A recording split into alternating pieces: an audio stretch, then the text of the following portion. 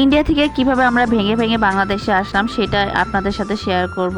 Hello everyone, আসসালামু আলাইকুম। সবাই কেমন আছেন? আমরা আলহামদুলিল্লাহ ভালো আছি। তো সকালে আমরা উঠে যাই, সকালে ঘুম থেকে উঠে এখানে হালুয়া নিয়ে আসে আর রুটি, তারপর হচ্ছে ভাজি, ডিম ভাজি নিয়ে আসে।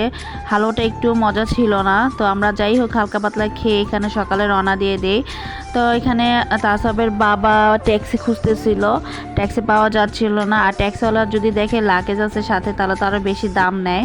তো যাই হোক ট্যাক্সি পাওয়া যাচ্ছিল না, দামে মিলতেছিল না ট্যাক্সি, মানে 5-10 মিনিটের রাস্তা, সেখানে 200-250 টাকা চাচ্ছিল। তাই 200 টাকাতে আমরা নিয়ে নিলাম। তো রাস্তায় প্রচুর জ্যাম ছিল। তো আমরা এখন শিয়ালদা স্টেশনে যাব, মানে ট্রেনে যাব আর কি, ট্রেনে উঠবো। তো এখানে রাস্তায় জ্যাম ছিল, তো আমরা এখানে চলে আসছি শিয়ালদা স্টেশন এটা।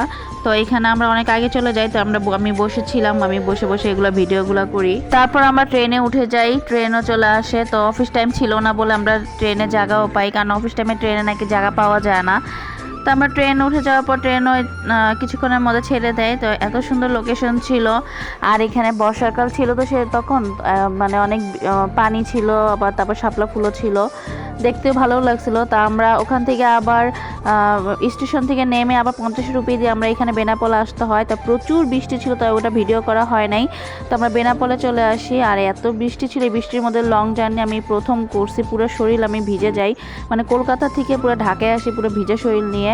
তারপর যাই হোক আল্লাহর রহমতে ইমিগ্রেশন সব শেষ করে আমরা গ্রিন লাইনে উঠে যাই। যে বৃষ্টি হইতেছে তখনও, মানে গুড়ি গুড়ি বৃষ্টি হইতেছে। যশোরে যখন আসে তখন বৃষ্টি, আর আমাদের ক্ষুধা লাগে, তো আমরা হালকা পাতলা বিস্কুট খেয়ে নেই। আর আমাকে দেখেই মনে হইতেছে, দেখতেছেন আমার বিধ্বস্ত পুরো চেহারা।